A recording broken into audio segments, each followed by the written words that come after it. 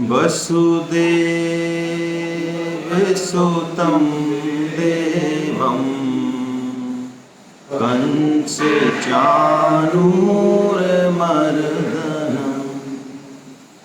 देवकी परमानन्दं कृष्णं वन्दे जगद्गुरुम्। आप सभी वैष्णव जनों के चरणों में दंडवत प्रणाम। हरे कृष्ण।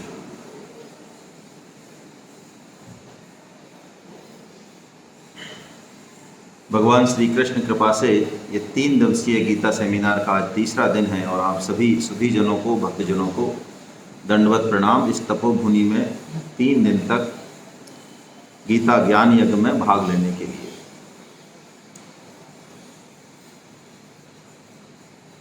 गीता में 18 अध्याय हैं और 18 अध्याय में यदि इस अध्याय की बात करें तो ये अध्याय बहुत विलक्षण है। कई मायनों में इस अध्याय का कोई सानी नहीं। यदि हम पूरी गीता में से सिर्फ एक अध्याय चुने जिसमें कि संपूर्ण गीता का सार हो तो वो यही अध्याय है। और इस अध्याय की विलक्षणता पे हम चर्चा करें तो पहली बात, भगवान श्री कृष्ण ने इसे अपना नाम दिया पुरुषोत्तम योग। किसी भी अध्याय में भगवान का नाम नहीं, लेकिन इस अध्याय को स्वयं ने भगवान ने अपना नाम दिया। इससे इसकी उत्तमता, सर्वोत्तमता पता चलती है। दूसरी बात, इस अध्याय को भगवान श्री कृष्ण ने स्वयं गुह्यतमम शास्त्र कहा। आज हम पढ़ेंगे 16वें अध्याय के अंत में भगवान बहुत स्पष्ट रूप से कहेंगे कि जो शास्त्र का आश्रय न लेकर मनमाना आचरण करता है, जो प्राय हम करते हैं। मनमाना मतलब मन और बुद्धि के अनुसार, जो हमें और हमारे मन को और हमारी बुद्धि को जचता है, प्राय हम सब 99.99% पूरी जिंदगी वही करते हैं। हमें कोई मतलब नहीं शास्त्र क्या कहता है, भगवान क्या चाहते हैं। हमारे मन को जो अच्छा लगे वही सर्वोत्तम है। और यही बात मोटिवेशनल स्पीकर्स और दुनिया भर के जितने ये स्पीकर्स हैं, आजकल किताब हैं, ये भी सब यही गाते हैं। मैं चाहे ये करूं, मैं चाहे वो करूं, मेरी मर्जी। और शास्त्र हैं भी बहुत ज़्यादा। सनातन धर्म में तो हम 100 जन्म ले लें तो उनको पढ़ नहीं सकते। मैं रिपीट कर रहा हूँ, पढ़ नहीं सकते। समझना तो बहुत दूर की बात है। और उनकी गहराई कितनी है समझने के लिए तो परम श्रद्धेय स्वामी जी महाराज की वाणी को याद करें। हम बड़े भाग्यशाली हैं कि उनकी वाणी को हम सुन पा रहे हैं। लेकिन जब कोई चीज़ बहुत सहजता से, सरलता से और प्रचुरता से उपलब्ध होती है तो ये बुद्धि उसका आदर नहीं करती। ये ह्यूमन नेचर है और यही हमारे दुखों की जड़ भी है। परम श्रद्धेय स्वामी जी महाराज जो 4 साल के थे तभी उनकी माँ ने उनको संत श्री के गोद में दे दिया। 4 साल का बालक, आप सोचें। तब से और 105 साल तक लगातार जिन्होंने गीता को जिया, गीता ही जिनकी सांस थी, गीता ही, जैसे महाराज जी की बात आई कल, शशि दीदी ने कही ना, कितनी प्यारी बात कही कि हम सब अपनी माता का दूध पी के बड़े हुए हैं और महाराज जी कहते हैं कि मैं तो गीता माता का दूध पी के बड़ा हुआ हूँ। वो महाराज जी जिन्होंने 90 से अधिक साल लगातार ऑल ओवर द इंडिया प्रवचन किए। और ये प्रवचन कोई ऐसे नहीं थे कि हमारी तरह कहीं रट के पढ़ के आ गए और सुना दिया, फेंक दिया सामने वाले को ना। स्वतः उद्भूत जो भगवान उनका भाव बनाते थे, उस तरह के प्रवचन जो कभी उन शास्त्रों में पहले देखे सुने नहीं गए। ऐसे परम श्रद्धेय स्वामी जी महाराज 90 साल के बाद ये कहते हैं कि अभी भी मैं जब गीता के श्लोक को पढ़ता हूं तो मुझे लगता है, अरे इस श्लोक का इतना सुंदर भाव तो मैं कह ही नहीं पाया, इसमें तो ये भाव और छुपा हुआ है। साधक संजीवनी जो गीता की सर्वश्रेष्ठ टीका हम मानते हैं, मैं ये तो नहीं कहूंगा सर्वश्रेष्ठ टीका, हम मानते हैं, उस टीका के बाद भी स्वामी जी 1300 पेज की टीका है वो, आपने देखी होगी, ये विराजे हुए हैं स्वामी जी। उसके बाद भी स्वामी जी का भाव ऐसा बना अंत समय में कि मैं, इतने सारे भाव आ गए हैं नए, इतने अच्छे अच्छे भाव आ गए हैं साधकों के कल्याण के लिए कि एक टीका और लिख दूं। तो समझना तो बहुत दूर की बात है, हम पढ़ नहीं सकते, तो फिर शास्त्रों की बात का पालन कैसे करें? तो भगवान ने बता दिया, इस अध्याय को भी यदि हम ठीक से समझ लें, क्योंकि इस अध्याय को भगवान ने शास्त्र नहीं कहा, गुह्यतमम शास्त्र कह दिया, यानी एक अध्याय को पढ़ने से गीता और समस्त शास्त्रों का भाव हमारे हृदय में उतर जाएगा। और शास्त्र कहते किसे हैं? जिसमें 4 चीजों की चर्चा हो वो शास्त्र होता है। भगवान की चर्चा हो, सत्संग या कथा जिसमें भगवान की चर्चा नहीं है, उसको प्रणाम करने की भी जरूरत नहीं है, वहाँ पर झांकने की जरूरत नहीं है, चाहे कितना ही मज़ा आ रहा हो। जैसे कथाओं में जाते हैं हम, मज़ा आता है हमको, है ना, थोड़ा बहुत कीर्तन वीर्तन करके और भजन वजन गा के, लेकिन जहाँ भगवान के नाम का गुणगान नहीं हो वो कथा कथा नहीं, वो सत्संग सत्संग नहीं।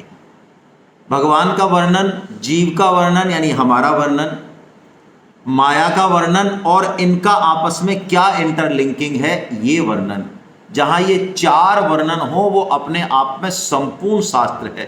और ये भगवान श्री कृष्ण की कैसी विलक्षणता है कि इस अध्याय में मात्र 20 श्लोक हैं, सबसे छोटा अध्याय है ये गीता का, और भगवान ने 5-5 श्लोकों में ये चारों प्रकरण कह दिए। चौथी बात, कभी हम सस्पेंस मूवी देखते हैं ना, तो सस्पेंस पहले बताया नहीं जाता और कई बार तो हम पकड़ ही नहीं पाते, इस तरह की मूवी भी बनती हैं। भगवान यहाँ सारथी के रूप में हैं, एक सामान्य मनुष्य के रूप में हैं, सामान्य काम ही कर रहे हैं, घोड़ों की मालिश कर रहे हैं, सारथी बन रहे हैं, दूत बन रहे हैं, ये बन रहे हैं। तभी तो भगवान श्री कृष्ण साक्षात इस धराधाम पर 125 साल रहे, लेकिन लोग उन्हें पहचान नहीं पाए। जैसे कि हम हमारे घर के बुजुर्गों को, आसपास घूम रहे कुछ संतों को, भक्तों को हम जैसे नहीं पहचान पाते हैं। तो भगवान यहाँ स्वयं अपनी पहचान बता देते हैं, खोल देते हैं कृपा करके, करुणा करके, कि अर्जुन मैं हूं कौन वास्तव में, मेरा स्वरूप है क्या, तू मुझे समझ क्या रहा है, लेकिन मैं वास्तव में हूं कौन, मैं पुरुषोत्तम हूं, और पुरुषोत्तम नाम का मतलब क्या है, ये भगवान यहाँ खोल देते हैं। बहुत ही प्यारा अध्याय है। आइए इस अध्याय को हम हृदयंगम करने की कोशिश करें। और पहला ही श्लोक मानो सब कुछ कह देता है। यहाँ पहले 5 श्लोकों में भगवान जो है संसार का वर्णन कर रहे हैं, यानी इस जगत का, इस प्रकृति का, माया का, कुछ भी कह लें, उसका वर्णन कह रहे हैं। और यदि हम इस वर्णन को समझ गए ठीक से, तो फिर ये संसार हमारे लिए तो संसार नहीं रहेगा। देखिए गीता में 2 बातें हैं, जो इंटेलेक्चुअल हैं वो थोड़ा समझें, जो कम दिमाग वाले हैं उनको प्रणाम, भगवान की बड़ी कृपा है कि ज़्यादा दिमाग वाले ज़्यादा उलझते हैं, कम दिमाग वाले श्रद्धा और विश्वास के रास्ते से बहुत आसानी से पहुंचते हैं, और ज्ञानी बहुत जल्दी उलझता है और बहुत गहरा उलझता है। परम श्रद्धेय स्वामी जी महाराज कहते हैं कि ज्ञानियों का जो द्वंद्व है वो एक मण सूत के समान है। कितना सूत? और जो सरल हृदय हैं, अनपढ़ भी हो सकते हैं, लेकिन श्रद्धा विश्वास गहरा है भगवान पे, भगवान की कृपा पे, देखा नहीं लेकिन गहरा है, उनके कोई द्वंद्व भी होता है ना, मन में संशय भी होता है, तो वो एक छटाक सूत के बराबर होता है। एक छटाक सूत तो उसको सुलझा दे सकते हैं हम, लेकिन एक मन सूत को कैसे सुलझाएंगे? ज्ञानियों के झगड़े कुछ इस तरह के ही होते हैं। लेकिन फिर भी भगवान ने संसार को दुखालय कहा, गीता में 8.15 में पुनर्जन्म को दुखालय कहा। और भगवान ने कहा कि कण कण में मैं ही हूं, कण कण में मैं ही हूं, क्या कण कण ही मैं हूं। मत्तई परतरम नान्यत किंचिदस्ति धनंजय मयि सर्वमिदं प्रोतम सूत्रे मणिगणायवा। ऐसी गर्जना करते हैं भगवान 7.7 में, ऐसी दुर्लभ बात बताते हैं जो शास्त्रों में मिलती नहीं आसान से। जो कुछ है वो सब मैं हूं। तो सेब के पेड़ से बताइए सेब ही मिलेगा या कुछ और मिल सकता है? कोई कचरा मिल सकता है? सेब ही मिलेगा। भगवान जो आनंद घन है, खुशी का सागर है, आनंद के सागर हैं, उनके यहाँ दुख कहाँ? ये जगत जो कि भगवान का आदि अवतार है, इसमें दुख कहाँ से हो सकता है? लेकिन दुख है। दुख है तो कहीं न कहीं कोई समस्या है, हमारी मूर्खता के कारण शायद दुख है। कल बात हो रही थी कि हम सब भगवान की गोदी में बैठे हुए हैं, इस बात को हम मान लें। कृपा करके मेरे को ये आदेश हुआ है, इसलिए मैं आपके हाथ जोड़ के विनम्र निवेदन करता हूँ कि हम सब ऐसा मान लें, आज जो भी साधक यहाँ बैठे हुए हैं गंगा किनारे स्वामी जी की छत्र छाया में, कि हम जैसे भी हों, ठीक है, हमें लगता है हम अपने बारे में ज़्यादा जानते हैं, हमारे पापों के बारे में ज़्यादा जानते हैं, लेकिन ऐसा है नहीं। हमसे ज़्यादा भी कोई जानने वाले हैं, लेकिन हम कैसे भी हों एक बार ये विश्वास कर लें कि हमारा पुनर्जन्म नहीं होगा। भगवान की कृपा की तरफ हम ध्यान रखें, दृष्टि रखें, अपनी तरफ दृष्टि नहीं रखें। हम कैसे भी हों, भगवान की कृपा इतनी अपार है। यदि हमने ये बात धारण कर ली आज, तो किसी ने मुझे आदेश किया है संत ने कि हमारी तरफ से ये बात आप सब साधकों को कहना कि हम सब मुक्त हैं, बंधन मुक्त हैं, पहले से ही हमें भगवत प्राप्ति है, बस उसका अनुभव हो जाएगा, कोई चिंता की हड़बड़ी की जरूरत नहीं है। लेकिन इस विश्वास को खंडित ना होने दें। अपने पापों का, अपनी सामर्थ्य का, अपने साधन का जोर लगा के और भगवान की कृपा में कहीं आड़ ना लगा दें।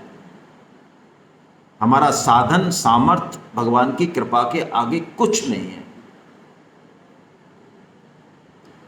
तो इस जगत को समझने की चाबी दे रहे हैं भगवान, मानो इस एक श्लोक में, और इस श्लोक में हमें वो मंत्र भी दे रहे हैं कि कैसे हम इस जगत में रहते हुए भी भगवान की उस गोदी में, उस आनंद में हम सरोबार रहें हमेशा। वो मंत्र दे रहे हैं भगवान। इस जगत का स्वरूप क्या है, ये जगत है क्या, ये जगत कहाँ से आया, इसके जड़ में है कौन, इसका फैलाव कैसा है, ये टिकता है या दिखता है, ये क्या है, ये सब कुछ मंत्र भगवान अभी इन 5 श्लोकों में दे रहे हैं। और इन 5 श्लोकों में जो है संपूर्ण गीता में उसके अलावा और कुछ नहीं है जगत और माया के बारे में, सब कुछ कह दिया भगवान ने।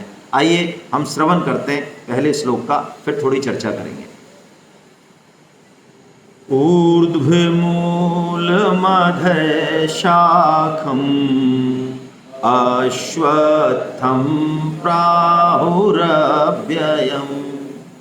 छन्दांसि यस्य पर्णानि यस्तं वेद स वेदवेत्। ऊर्ध्वमूलम मधः शाखम् अश्वत्थम प्राहुरव्ययम्।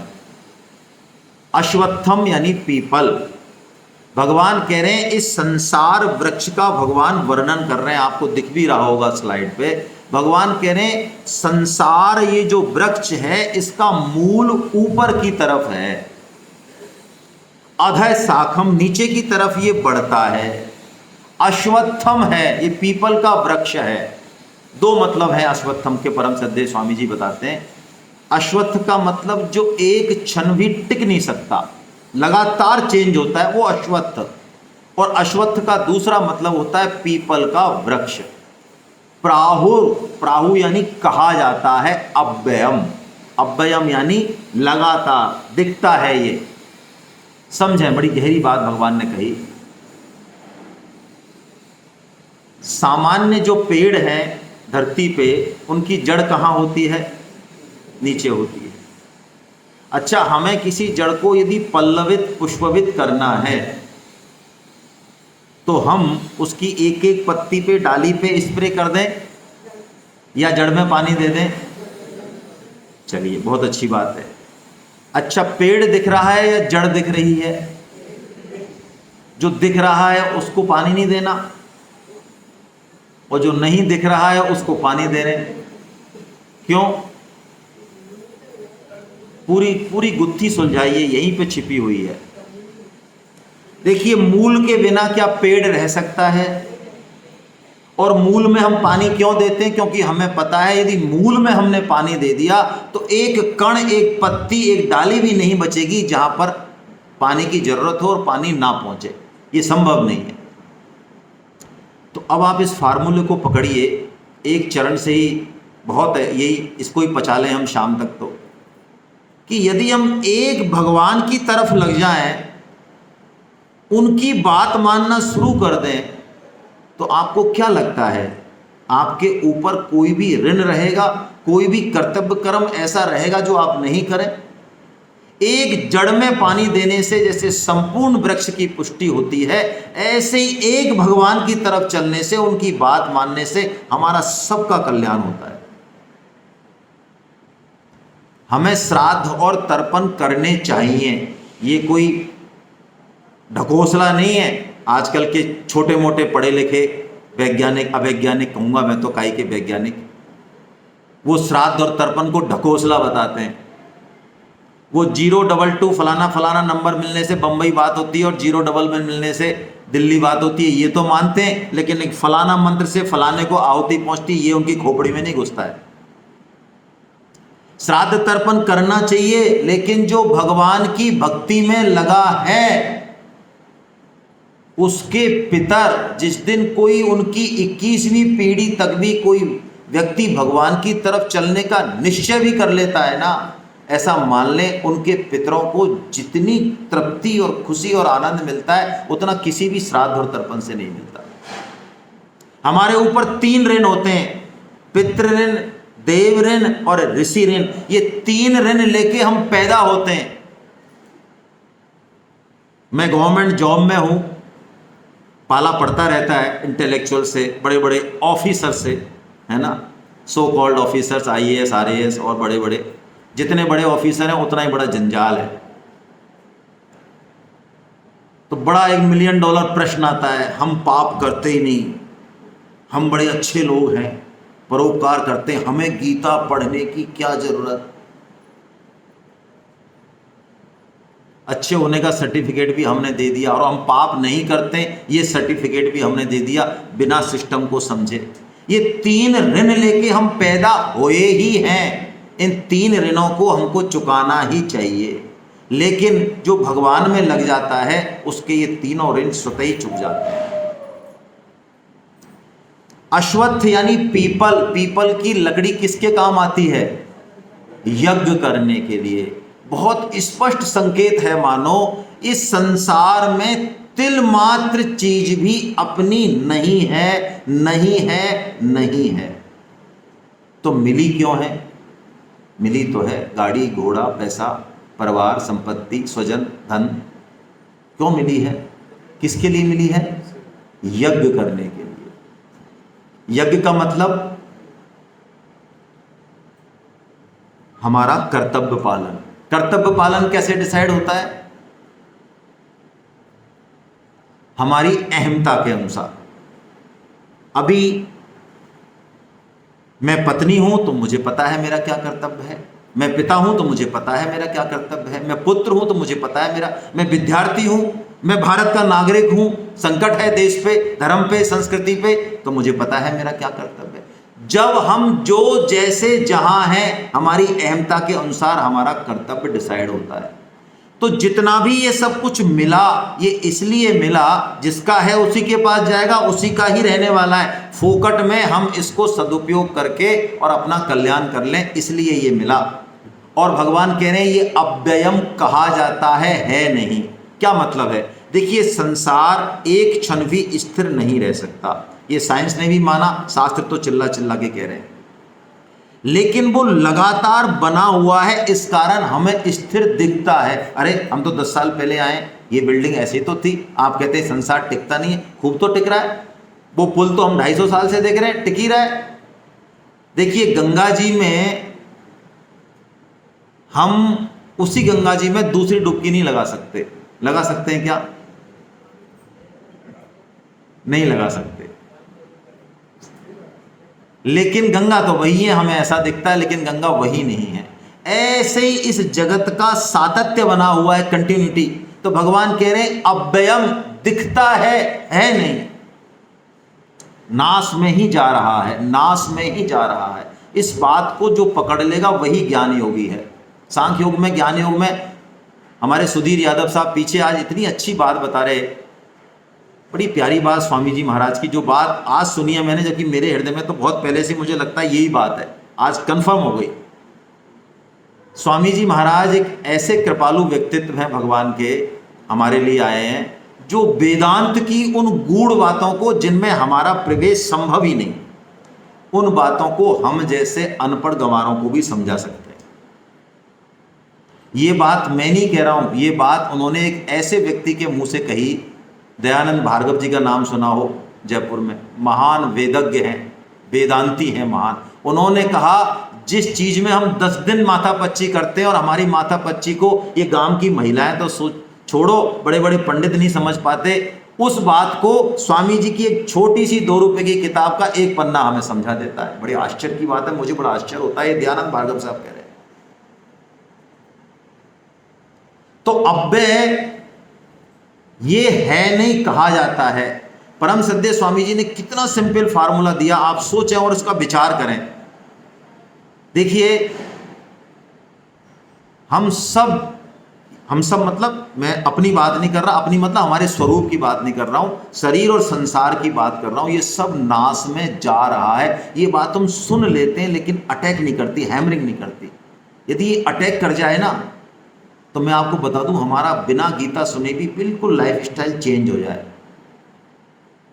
एक सेठ जी थे, कभी कुछ नहीं करते थे, भगवान की पूजा कोई दान वान। एक महात्मा आए, मैं नट साइड में सुना रहा हूँ, एक महात्मा आए, भिक्षाम दही, हम फालतू नहीं देते फालतू लोगों को।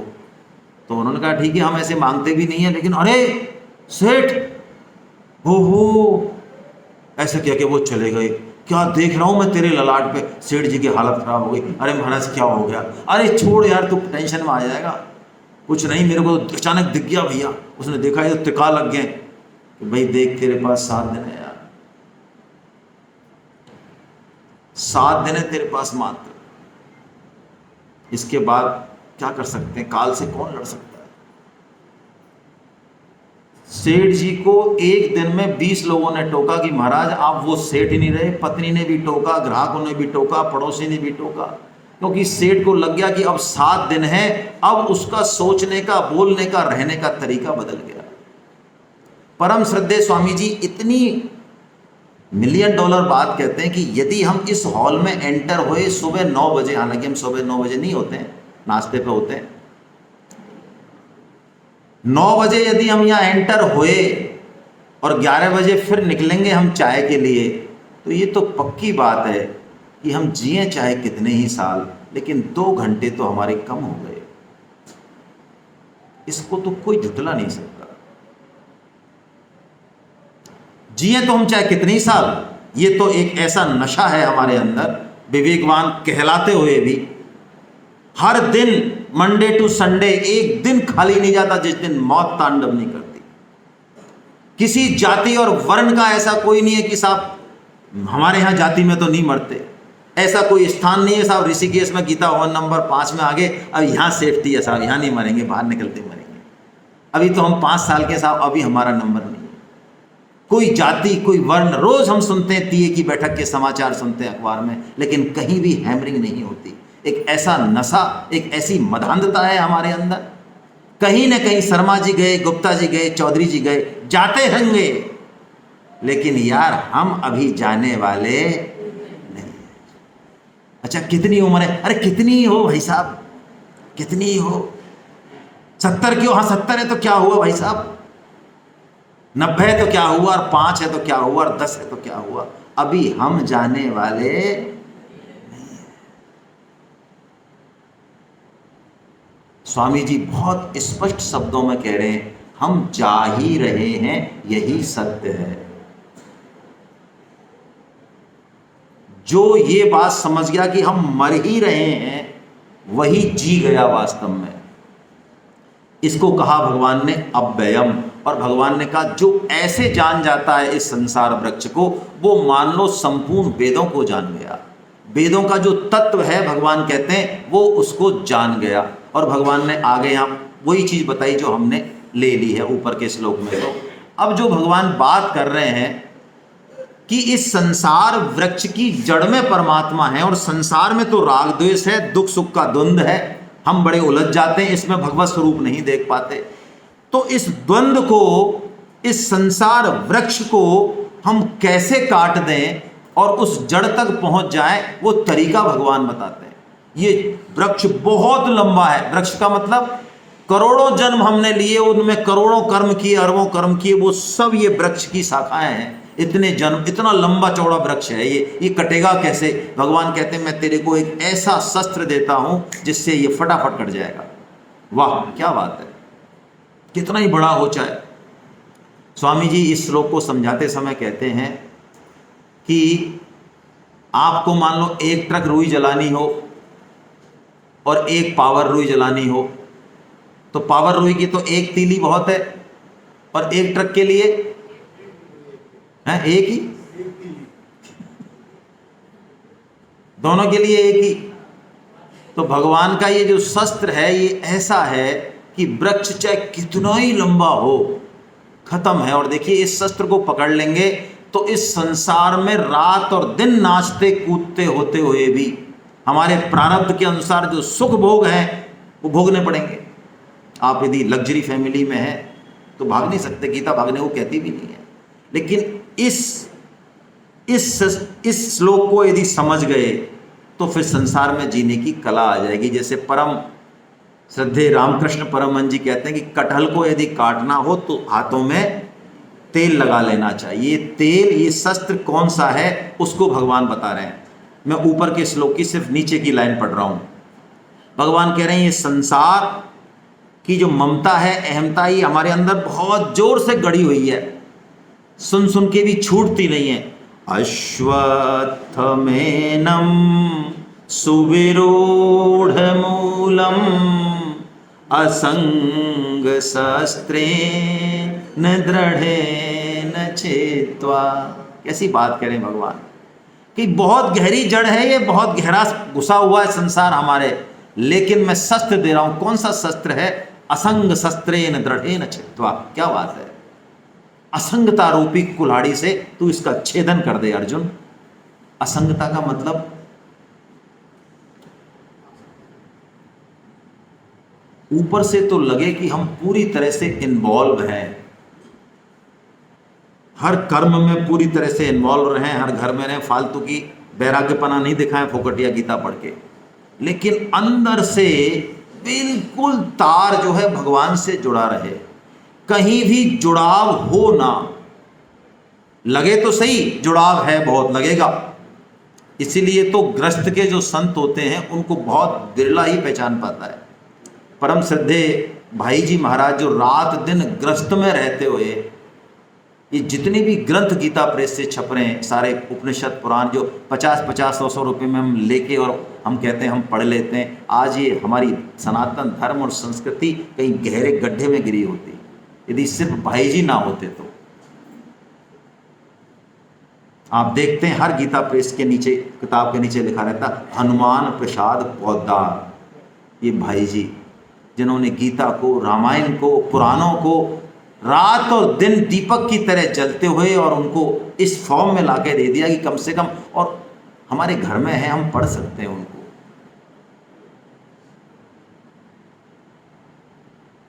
लेकिन उनकी असंगता, कैसी असंगता।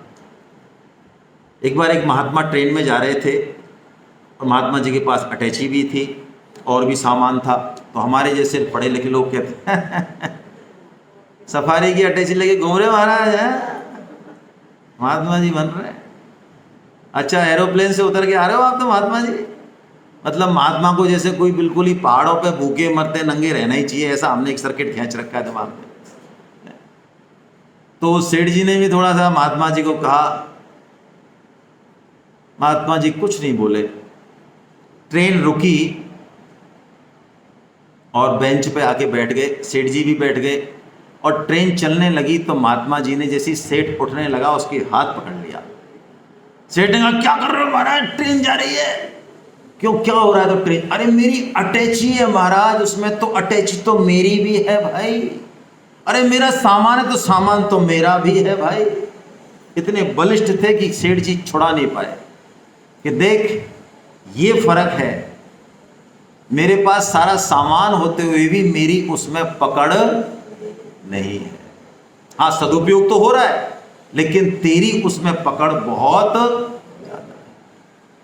हम लोग भी गीता पढ़ते पढ़ते छोटा मोटा वैराग्य अपने जीवन में आ जाता है और कई बार बिजनेस में लाभ होता है तो हम कहते हैं हमारे कोई फर्क नहीं पड़ता, आजकल हम गीता के साधक हो गए, सोने की ईंट मिल गई है, कोई दिक्कत नहीं है, ऐसी खुशी हो नहीं रही है अंदर से, अच्छी बात है। लेकिन तिजोरी में आप सोने की ईंट रखें और नॉर्मल रहें, ये बहुत अच्छी प्रोग्रेस है। लेकिन किसी दिन पता चले कि तिजोरी में से सोने की ईंट गायब हो गई, तब भी हमारी समता बनी रहे, तब मानना कि हां अब प्रोग्रेस सही है। असंगता रूपी शस्त्र यदि रहा हमारे अंदर तो आप पक्की बात मानिए, फिर रात और दिन घर गृहस्थी में परिवार में रहते हुए भी हमें ये संसार पकड़ नहीं सकता, बल्कि ये संसार हमारे लिए सीढ़ी बन जाएगा। जैसे गृहस्थ धर्म को सब धर्मों का राजा बताया, क्यों, क्या कारण है? गाली नहीं दी है गृहस्थ धर्म को, ये तो हमारी सोच है, राजा बताया क्योंकि तीनों आश्रम उससे पलते हैं, गृहस्थ आश्रम से। गृहस्थ धर्म को एक किला बताया, किले में रह के शत्रु से लड़ना, जो शत्रु नीचे है बहुत आसान है, ऊपर से पत्थर लुढ़का दो, गोली मार दो और आप छुप के रहो किले में आराम से। तो गृहस्थ को काम क्रोध लोभ, ये यदि आप बाहर रहेंगे तो इनसे लड़ना बहुत मुश्किल है, बड़े बड़े यति सन्यासी डूब गए। लेकिन गृहस्थ धर्म में यदि इस भाव को समझा तो रहते हुए इनको जीतना बहुत आसान है। तो भगवान यही मंत्र दे रहे हैं, अर्जुन असंग शस्त्र, तू चिपके मत कहीं भी, चिपक सिर्फ मेरे से, और तू मेरे से ही चिपका हुआ है। संसार में चिपकेगा लात पड़ेगी, पक्की बात है, अपनों से भी और परायों से भी, लेकिन चिपकाव नहीं होगा तो आदर मिलेगा। आप घर में एक प्रैक्टिकल करके देख लें, जो बुजुर्ग, बुरा मत मानना, अभी क्षमा कर देना मैं बच्चा हूं आपका, जो बुजुर्ग या माता पिता बहुत ज़्यादा कैसेट बजाते हैं उपदेशों की, और कैसेट भी उनकी इतनी सटीक होती है कि उनके जो बच्चे होते हैं उनको सब पता है कि अब मम्मी का पॉज आने वाला है, इस पॉज के बाद ये शब्द आएगा। आपको क्या लगता है, आपकी उस कैसेट को कोई सुनता है या सुन के भी कुछ असर होता है? लेकिन आप चुप हो जाइए, अपना भाव और आचरण ठीक कीजिए, कुछ मत बोलिए, बस उनकी गरज पड़े तो वो बोलें आपसे, पूछें आपसे। आपने यदि मौन धारण कर लिया, हृदय का, वाणी का नहीं, तो एक एक शब्द आपका सुना जाएगा, और सुना ही नहीं जाएगा, अटैक करेगा गोली की तरह। ये असंग शस्त्रेण दृढ़ेन छित्त्वा। अब भगवान एक ऐसी बात बता रहे हैं जो गीता में भूतो न भविष्यति, ना कभी पहले कही गई ना आगे कही जाएगी। और परम श्रद्धेय स्वामी जी महाराज ने जो हमको मंत्र दिया, जिसके बल पे हम कूद रहे हैं आज, कि हमें चाहे कुछ आता हो चाहे नहीं आता हो, हमें तो बस इतना बताना है। स्वामी जी ने कह दिया, तुम बस इतना कर लो और कोई योग नहीं आए, रात और दिन पुकारो। क्या पुकारो?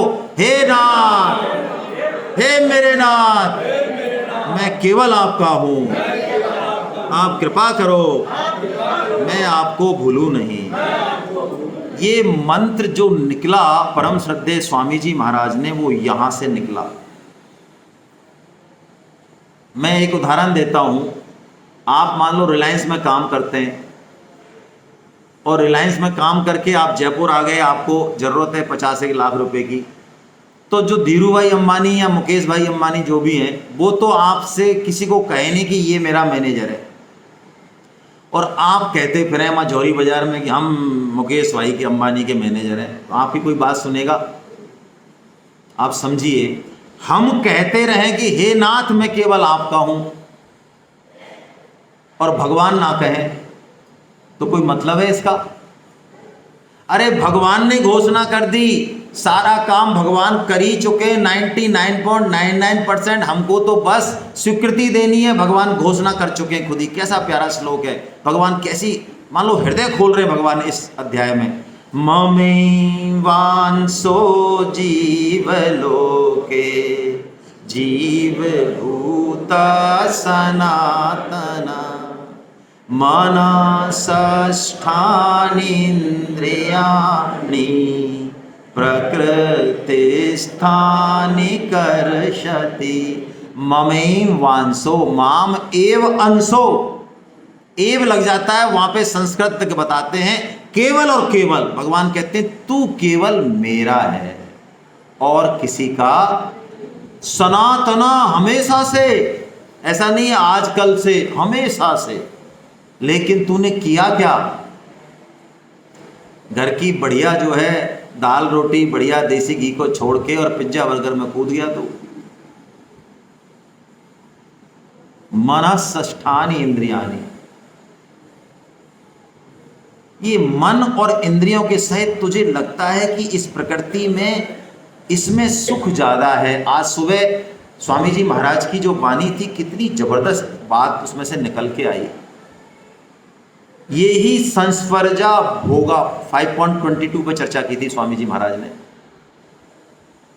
संस्पर्जा भोगा दुख यौनय एवता, ऐसा भगवान कहते हैं। संस्पर्जा भोग मतलब ये इंद्रियों और विषयों के जो सुख हैं, स्पर्श सुख जो है, शब्द स्पर्श रूप रस गंध, 5 इंद्रियों के 5 विषय हैं। इनसे जो हम सुख लेते हैं, ये महान तुच्छ सुख है ये। और इसका सुख के पीछे दुख का पहाड़ खड़ा ही है, दुख आएगा ही, लेकिन हम फिर भी नहीं समझते, नहीं मानते। इस स्पर्श सुख के लिए, काम सुख के लिए, रस सुख के लिए पूरी जिंदगी हम उद्यम करते हैं, बहुत मेहनत करते हैं, ताकि थोड़ा सा मिलता है, फिर लात पड़ती है, फिर लगते हैं, लेकिन फिर भी बात समझ में नहीं आती। भगवान की घोषणा है गीता में कि ये दुख का ही कारण है, और भगवान से विमुख होने का कारण भी यही सुख है। भगवान कह रहे हैं ना, तू मन के द्वारा, इंद्रियों के द्वारा, प्रकृति से तूने अपना संबंध मान लिया और मेरे से तू विमुख हो गया, यही तेरे दुख का एकमात्र कारण है। अच्छा, हमें अपनी माँ की गोदी में जाना हो तो जर्मन पढ़नी पड़ेगी या फ्रेंच पढ़नी पड़ेगी? अच्छा, माँ का नाम पहले सीखना पड़ेगा, तब माँ गोदी में लेगी। अच्छा, हम काले फिर तो नहीं लेगी, गोरे हो तो ले लेगी शायद।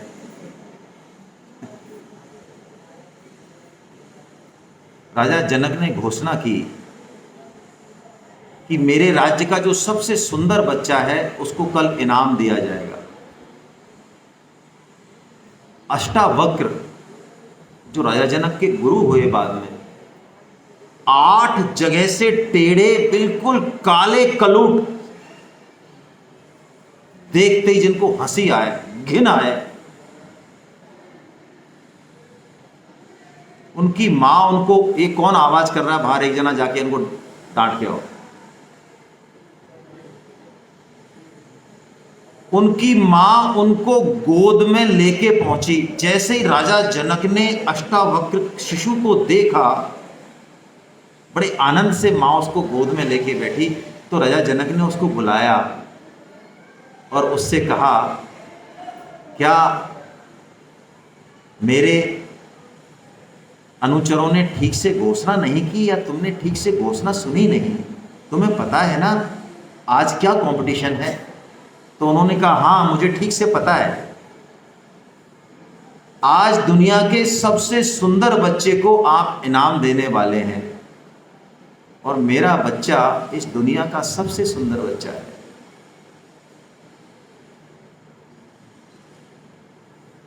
क्या लगता है हमें, झूठ बोल रही है मां?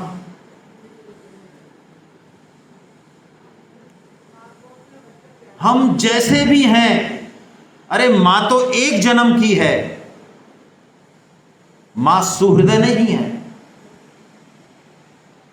लेकिन भगवान तो सुहृदय है। हम जैसे भी हैं, जितने भी पाप किए करोड़ों जन्मों में, कुछ भी किया अब तक, क्या भगवान की हिम्मत है कि वो हमको बिसरा दें? हमको गोदी से उतार दें, हिम्मत है उनकी? क्या भगवान को किसी भी क्षण हम बुरे लग सकते? किसी भी क्षण। नरक में भी हमको भगवान भेजते हैं, तब भी भगवान की विशेष विशेष कृपा और करुणा मौजूद रहती है। हम इस संबंध पर ध्यान दें, साधन करें, योग करें, सेवा करें, लेकिन इस संबंध का आश्रय लेके करें। परम श्रद्धेय स्वामी जी महाराज की जो खोज है वो यही है। उनका योग स्वीकृति योग कहलाता है। ये कहीं नहीं मिलेगा शास्त्र में। स्वीकृति मतलब जो सच बात है उसको मानने में क्या समस्या है भाई? स्वामी जी कहते हैं हम किसी और के हैं ही नहीं, हम केवल और केवल भगवान के। अभी जो हमने अपने आप को मान रखा है ये सब टेम्परेरी है। उतारिए ये टैग सारे, ठीक है, संसार चलाने के लिए, व्यवहार के लिए ये जरूरी है टैग, ठीक है, लेकिन ये सारे टेम्परेरी टैग हैं। मैं ये हूं, मैं वो हूं, मैं इसका हूं, मैं उसका हूं। हटाइए हटाइए हटाइए, सारे टैग हट जाएंगे तो केवल और केवल एक ही पहचान हमारी बचेगी कि हम केवल और केवल भगवान के हैं। और जब हम भगवान के हैं तो फिर हमें क्या चिंता? हमें क्या चिंता? मैं इसलिए पुनः निवेदन कर रहा हूं, इस ऋषिकेश सेमिनार में आप ये संकल्प लें कि हमारे कल्याण में कोई बाधा नहीं है, हमारा कल्याण हो चुका है। भगवान की कृपा अपार है और हम उसे महसूस कर रहे हैं। गंगा मैया की शरण मिल गई, गीता माता की शरण मिल गई, अब है कौन जो हमको रोक दे? हमारे घर की चीज है, जैसे कि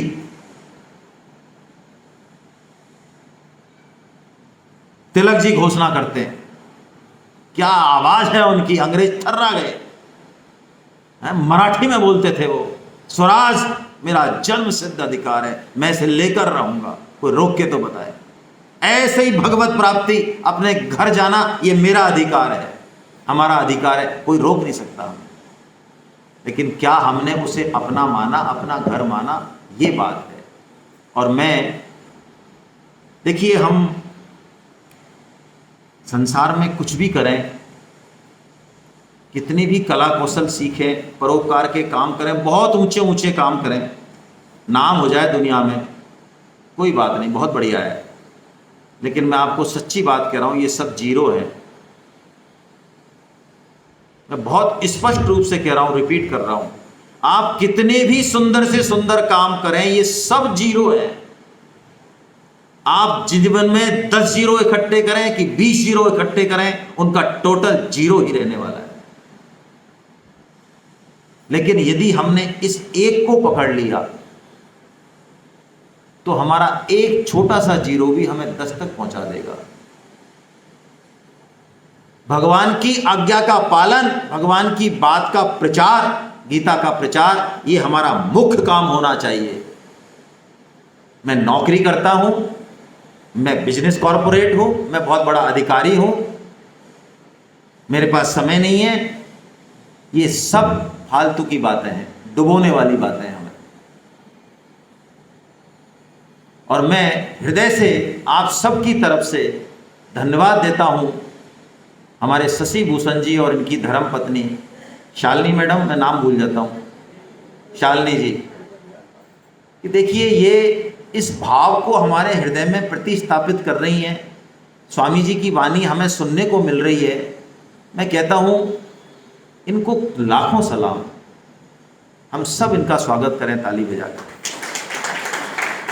इन्होंने जो कमाया है, मैं इनके मुंह पे नहीं कह रहा हूं, मैं रोकता हूं अपने आप को, मेरे मुंह से बड़ाई निकलती भी नहीं है, बीमारी भी है मेरे को।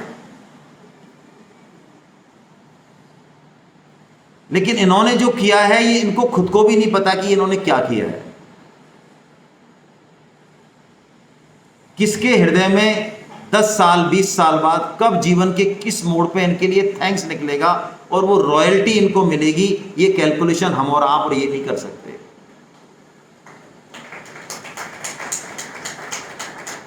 कमजोर ना पड़े, हम भी कुछ ऐसा कर जाएं, क्या होगा? फेल हो जाएंगे, नाक कट जाएगी, इससे बुरा और क्या होगा? तो नाक तो वैसे ही कटती है हमारी, नाक है ही कहाँ हमारी? नाक है क्या हमारी? हेलो, मैं पुरुष वर्ग से बात कर रहा हूं। सुबह से शाम तक नाक वाला कौन है जरा मुझे बताए, मैं गुपचुप में बात करूंगा उससे। अरे तो एक बार भगवान के लिए नाक कटा लो भाई, अपना दमखम लगा दो। और देखिए सुधा मैडम बैठी हैं क्या, मेरी निगाह नहीं जा रही, सुधा जी कहाँ है हमारी, ये देखिए आप इनकी तरफ देखिए, सुधा जी मैडम की तरफ। मैडम थोड़ा घूम जाइए आप, देखिए आप इनकी तरफ। मैं ये बात कहने की हिम्मत इसलिए कह रहा हूं कि ये बिल्कुल माँ जैसी हैं एकदम, इसलिए मैं ऐसी बात भी कह रहा हूं, और कोई होता तो नाराज हो जाता। जोधपुर में इन्होंने अकेले की, इनके पति जी का, पतिदेव का आए वो सेमिनार में, लेकिन उनका सक्रिय सहयोग नहीं रहा। मौन सहयोग उनका रहता है, इसमें कोई दो राय नहीं है, और इनके किसी नाते रिश्तेदार का भी कोई सहयोग नहीं। अकेले के दम पे इन्होंने जोधपुर में ग्रांड सेमिनार कराई, और इनकी गाड़ी 50 और 60 के बीच में अटक गई, और मेरे मुंह से निकल गया, पहली बार निकला। 50 सेमिनार हो चुकी है, कब तक मैंने कभी नहीं कहा ऐसा कि इस सेमिनार में इतने लोग हों। ठीक है, हम मेहनत करेंगे पूरी, ऐसे नहीं अब भाई साहब जितने हो जाएंगे कर लेंगे, भगवान का काम है। तो दुकान में भाई साहब दिवाला निकल गया तो निकल जाए, हम तो भाई साहब ऐसे ही हैं, रोटी मिले मिले नहीं मिले, नौकरी हो, ऐसे ही है ना। भगवान के काम में हम पूरी गीता लगा देते हैं, भगवान का काम है साहब, क्या करें, लोग मान नहीं रहे। और बिजनेस में जान लगा देंगे, रात को 11 बजे भी टिफिन लेके आएंगे कि क्यों नहीं खाया। अरे तू खाने की बात कर रही है फालतू, तेरे को पता नहीं बिजनेस कितना टफ है, टाइम ही नहीं मिला। 50-60 के बाद जो हुआ इनके साथ, वो ये महसूस करती हैं। परम श्रद्धेय स्वामी जी महाराज की कैसी कृपा है, इनकी स्वामी जी का गढ़ है जोधपुर, वहां हम 100 से पीछे रह जाएं, हमारी सारी सेमिनार 100 से ऊपर जा रही है, इस 60 पे गाड़ी अटक रही है, हुआ क्या है ये। लेकिन इनकी लगन, इनकी पर्सनैलिटी आप देखो, देखो आप इनकी पर्सनैलिटी। लेकिन एक एक व्यक्ति को इन्होंने टच किया। 3 बार भी घर जाना हुआ, पैसे मांगने हुए, 3 बार गई, तीनों बार हो सकता है ना मिली, कोई समस्या नहीं। इतनी खिलती हुई भगवान के काम को प्रसन्नता से करती हुई। और रात को हम 11:30 बजे इनके वहां पहुंचे तो एक खड़ी मिली, मैंने इनके प्रणाम किया, मैं कि आपको क्या जरूरत है, हम तो सब छड़े हैं, आराम से बैठेंगे कहीं भी, आप तो आराम करो, इतना परेशान हो। इन्होंने कहा सर ऐसा है 101 हो गए।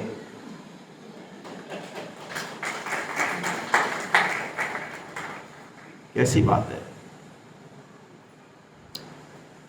इनके किए और हमारे किए नहीं होंगे, भगवान के किए ही होंगे। लेकिन भगवान हमारा उद्यम तो देखते हैं, हमारा भाव तो देखते हैं। ऐसा कुछ संकल्प भी हम मन में करें। मैं आपको बहुत स्पष्ट रूप से बता रहा हूँ, ये बात हमने आपकी बार कही नहीं, हम पहले दिन से ही कहते हैं, हम गीता नहीं पढ़ाते, किसी में भी सामर्थ्य नहीं, कम से कम हम में तो, कि हम गीता की एक श्लोक पे भी बात कर सकें, संभव नहीं है ये। हाँ, लेकिन हम गीता का प्रचार अवश्य करते हैं। जो स्वामी जी ने बात कही, वो गीता की बात हम पहुंचाते अवश्य हैं लोगों तक, क्योंकि कई बार ऐसा होता है कि पहुंचाने वाला तो रह जाता है, लेकिन किसी व्यक्ति के ऐसी आग लगती है कि बस वो सूटा सूट होकर पहुंच जाता है एकदम, और वो जो पहुंचता है उसकी रॉयल्टी इनकम आपके पास आएगी। इसलिए मैं आपको विनम्र निवेदन करता हूं, आपको गीता समझ में आई हो ना आई हो कोई फर्क नहीं पड़ता 3 दिन में, लेकिन आप एक संकल्प कीजिए कि जितनी मेरी सामर्थ्य है मैं गीता का प्रचार करूंगा। और जिस दिन आप गीता का प्रचार करेंगे, मैं आपको बताऊं आपकी पर्सनैलिटी डेवलपमेंट कितना होगा, गीता के भावों में आप कितना गहरा उतरेंगे, आप खुद ही जान पाएंगे। बातों से नहीं, करके देखिए। मान मिले पिए, अपमान मिले पीजिए, कुछ और हो जाएंगे आप प्रचार करते करते। और गीता के श्लोक ये कोई शब्दों में नहीं छुपे, इनके अर्थ। कोई ये नहीं गलतफहमी पाल ले कि मैं बुद्धि से गीता के श्लोकों को समझ लूंगा, बहुत बड़ा मूर्ख है वो। गीता के श्लोकों का भाव भगवान प्रकट करते हैं हमारे हृदय में, तो हम भगवान का काम करें, भगवान फिर हमारा काम करेंगे। मन में संकल्प लीजिए, हम फीडबैक सेशन में आपसे फिर बात करेंगे। अब भगवान बता रहे हैं, अर्जुन सुन, इस संसार में कहने को तो क्षर भी है, यानी जड़ भी है, और चेतन भी है। इसको भगवान ने यहाँ क्षर और अक्षर से कहा। नासवान को क्या कह दिया भगवान ने? क्षर कह दिया। और अक्षर को क्या कह दिया? अविनाशी कह दिया, यानी पुरुष कह दिया, दोनों को ही पुरुष कह दिया। लेकिन भगवान कहते हैं, अर्जुन सुन, मैं क्षर से तो अतीत हूं और अक्षर से उत्तम हूं, और मैं लोक में और वेद में पुरुषोत्तम नाम से प्रसिद्ध हूं। पुरुषोत्तम। हम पुरुष, पुरुष का मतलब यहाँ ये वाला पुरुष नहीं है। पुरुष का मतलब है वो चैतन्य सत्ता, जिसे हम कुछ भी नाम दे दें, शरीर ही दे दें, देही दे दें, आत्मा दे दें, 50 नाम दे दो, कोई फर्क नहीं पड़ता नामों से। गीता नहीं लड़ती इस चीज पे। वो चैतन्य सत्ता जहां संकुचित जगह में अपना स्थान मानती है अज्ञान के कारण, यानी पुर, यानी इस शरीर में जो शयन करती है, पुरु शयति शयते, वो पुरुष, यानी स्त्री भी पुरुष है और पुरुष भी पुरुष है इस सेंस में। तो भगवान कहते हैं हम सब पुरुष हैं, लेकिन भगवान कौन है? पुरुषोत्तम है। हम भगवान जैसे तो हैं, भगवान का क्योंकि साधर्म है हमारे साथ, लेकिन हम भगवान नहीं है। ये वैष्णव फिलोसॉफी में और वेदांत में फर्क है।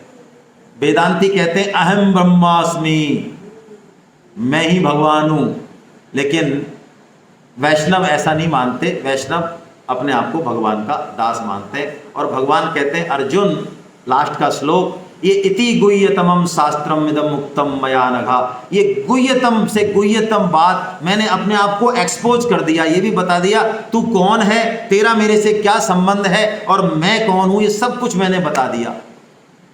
और ऐसा यदि कोई जान ले, भगवान कह रहे हैं, इसको जानकर मनुष्य क्या हो जाता है? ज्ञानवान हो जाता है, प्राप्त प्राप्तव्य हो जाता है और कृत कृत्य हो जाता है। प्राप्त प्राप्तव्य मतलब जो भी हाईएस्ट थिंग प्राप्त करनी है वो उसको प्राप्त हो जाएगी।